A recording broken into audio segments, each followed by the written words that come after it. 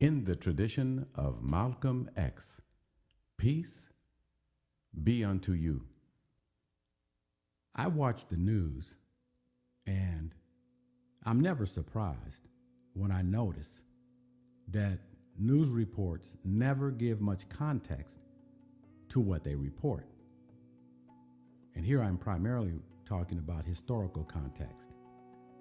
For instance, mainstream news media never give historical context to the present day war in Gaza between Hamas, freedom fighters, and Israel, a colonialist nation. They never mention the Nakba that began in 1948 and follows through to the present expulsion of Palestinian people now from North Gaza. Why not? You might ask that question. It's a very reasonable question. And in America, under our Constitution, you are free to ask questions.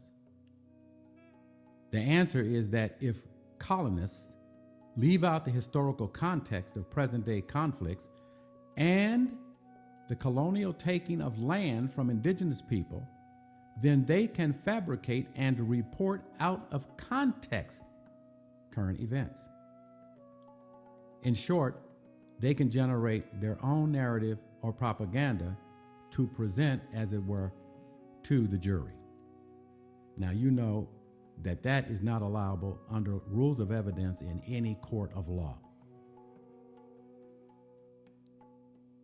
One of the major rules of logical argumentation is that no matter what conclusion you draw from presumed facts, and however sound that conclusion is to you,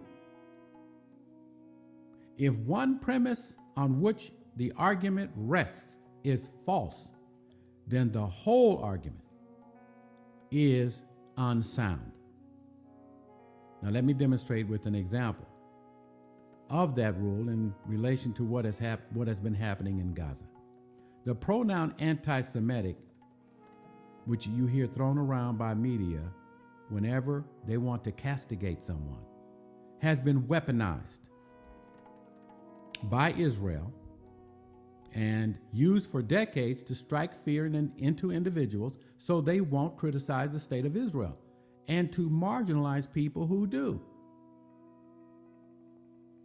It has been used to such an extent that many people are confused or automatically think that Judaism and Zionism are identical.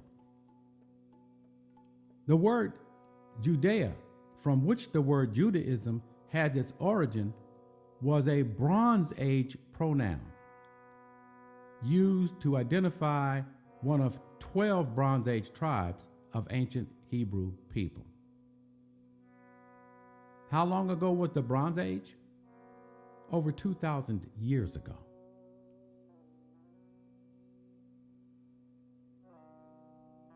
But many people are confused and think that Zionism is a religious culture.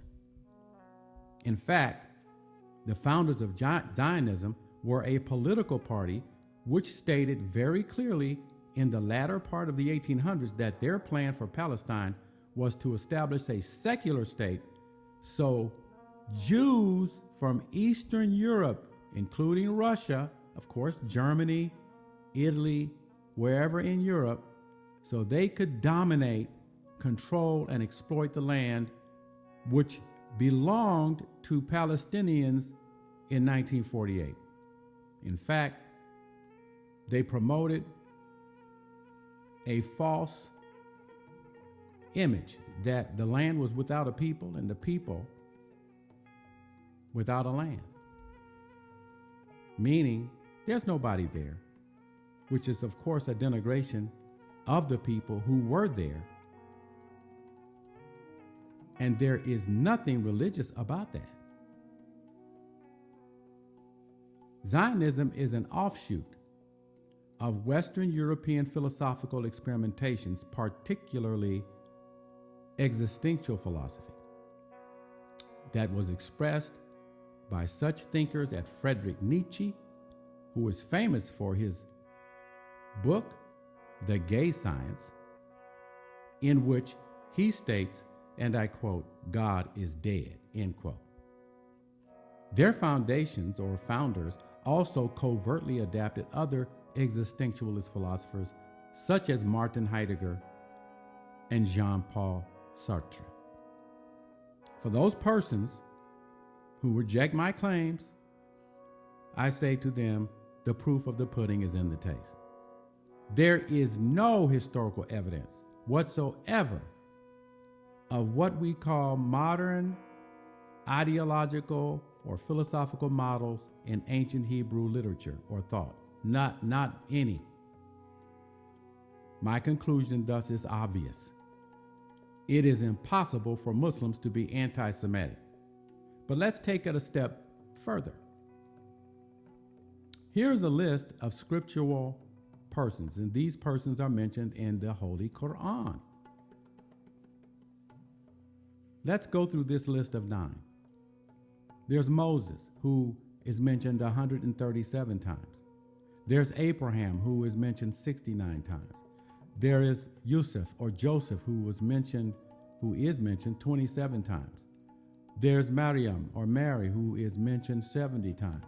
There's Isa or Jesus, who is mentioned 78 times. There is Dawood or David, who is mentioned 16 times. There is Solomon, who is mentioned 17 times. There's Noah 43 times. And then there's Jacob, the father of the 12 tribes, who is mentioned 16 times. Now that is 473 places in the Quran where individuals who were Hebrew are mentioned. It is therefore impossible for any Muslim to be anti-Semitic. Furthermore, all Muslims recite the Quran in Arabic. Arabic is a Semitic language. Arabs are a Semitic people. So again, I say, Muslims cannot be anti-Semitic. We are all bombarded daily by misinformation media. Most people passively internalize media misinformation without critical scrutiny. So that is why major institutions like private and state universities are right now turning in students and professors who practice free speech so that they can be blacklisted from getting future employment. This is what they are doing to students on university campuses where in the United States, free thought is a pillar of those institutions of higher learning. It is a cheap imitation to do that. It is a cheap imitation of what was done during the McCarthy era when communists were hunted down in the 1950s. And let me just say, the Communist Party is a legal party under the Constitution of the United States. And being a member of the Communist Party is not against the law. But they circumvent that by using third parties like institutions of higher learning, or in the case of Hollywood, directors and owners of film industries, to fire people that the government just simply doesn't like. Now, at that time, thousands of people were fired for no reason other than for practicing their constitutional right to freely associate, to write, and speak out against what they believed in, just as preachers do every Sunday, Friday, or Saturday. The watered-down religion which Americans are fed is primarily propaganda. And many of the Christian denominations are Christian Zionists. There's no such thing as being anti-Semitic when you speak out against the secular state of Israel. If there is a wrong, it is not speaking out against the ethnic cleansing of Palestinians. The wrong is not speaking out.